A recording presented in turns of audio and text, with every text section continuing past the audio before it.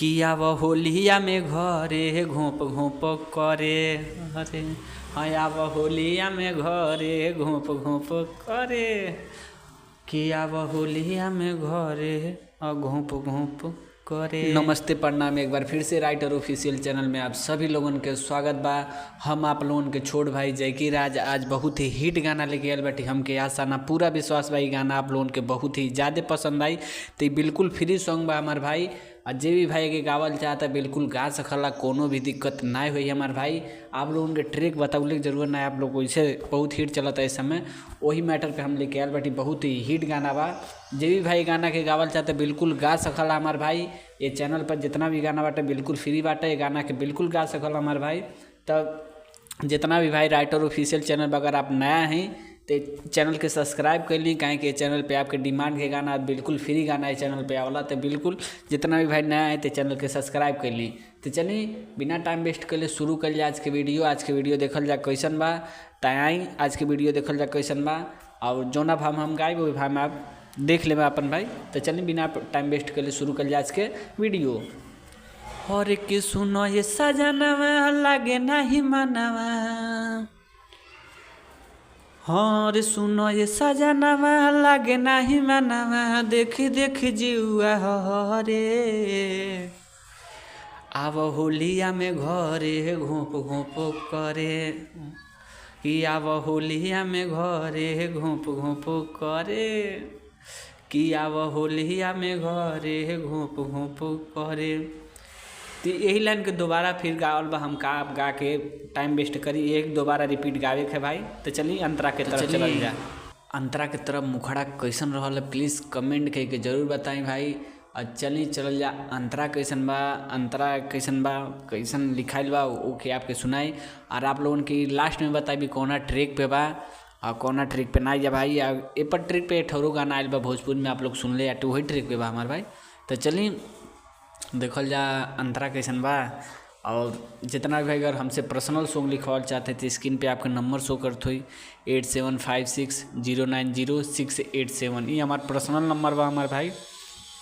तो जे भी भाई हमसे अपना पर्सनल गाना लिखवाल चाहता, कौन ट्रैक पे लिखवाल चाहते, न्यू ट्रैक लिखवाल चाहते, जैसन भी गाना आप लिखवाल चाहते हैं हमसे संपर्क कर सकेनी। यही नंबर पर व्हाट्सअप भी चला, आप मैसेज कर सकेनी, चाहे डायरेक्ट हमारे लगे कॉल भी कर सकेनी। कॉल के आप बात कही के अपना मन पसंद के गाना लिखवा सकेनी। अब बहुत ही कम चार्ज में, अब बहुत ही हिट मैटर आप लोगों के मन के गाना लिखाई, जो न आप लोगों के डिमांड हो, जैसन आप सोचत हैं कि हम हे भाव के गाय, जैसन आप कहब कि ऐसन भाई हमके चाहिए वही भाव के लिखाई भाई। ये आपके भाई के वादा बा, आपके वही भाव के गाना मिली। अगर ना ठीक लगल भाई तो हम गाना चेंज करके दूसरा हम देव भाई, ये आपके भाई के वादा बा।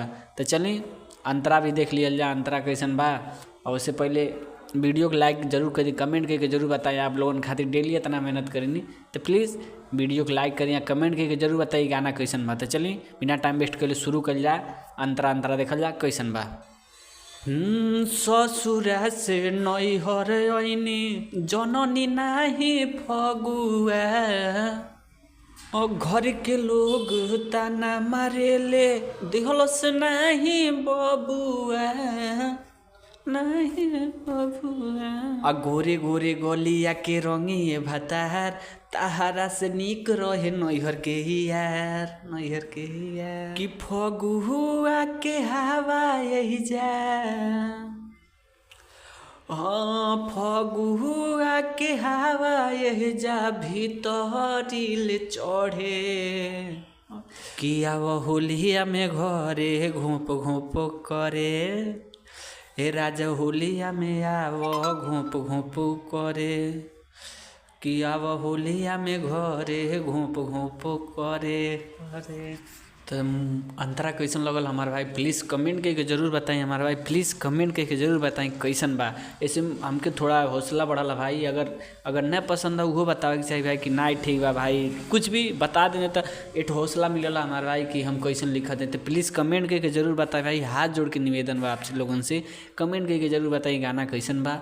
और चलिए अंतरा के तरफ, लास्ट अंतरा के तरफ चल जा। लास्ट अंतरा कैसन बा उससे पहले एक भाई के मतलब एक भाई ने कई भाई लोगों के कमेंट रहला कि गाना कैसे देते। जितना भाई राइटर बनल चाहते हैं तो हम हर वीडियो में बतावे नहीं कि सबसे ज़्यादा ध्यान आप तुकबंदी पे। तुकबंदी आप समझी गाना के हर लाइन के लास्ट शब्द मिलत रहला। कुछ ऐसा शब्द रहला जैसे घोप घोप करे, धरे, भरे, ये सब तुकबंदी है। देख में यही गाना में देख ले में सब तुकबंदी मिलत हुई।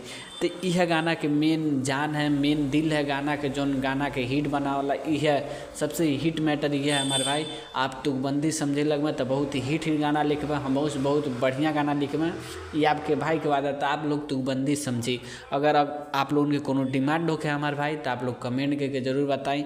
आपके भाई के वादा बा कि आपके डिमांड कोई गाना जरूर है। अगर कोनो डिमांड होके, चाहे बेवफाई, चाहे रंगदारी, और चाहे का नाम है सैड सॉन्ग, चाहे कैसे ना भी डिमांड होगा तो आप लोग कमेंट करके जरूर बताएं। आपके भाई के वादा बाबू डिमांड पे आपका गाना जरूर आई। तो चलिए आप लास्ट अंतरा सुनौले से पहले केहू भाई के कमेंट नाम के नहीं रहा तो एगो अपना भाई अपना तरफ से एक ठो भाई के दोस्त के नाम डलिए। आप हमार नाम तो जानते हैं जयकी राज है, तो हमार नाम बा, तब एगो और भाई के नाम बा, मतलब आप गावल चाह तो वो भाई के नाम हटा के अपन नाम डाल के गा सकिनी।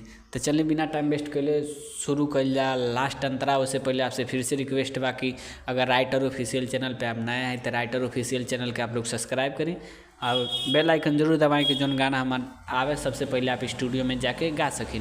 तो चलिए बिना टाइम वेस्ट कैले शुरू कर जा लास्ट अंतरा। फगुओ के सीजन में हो घरे आजा राजा हो,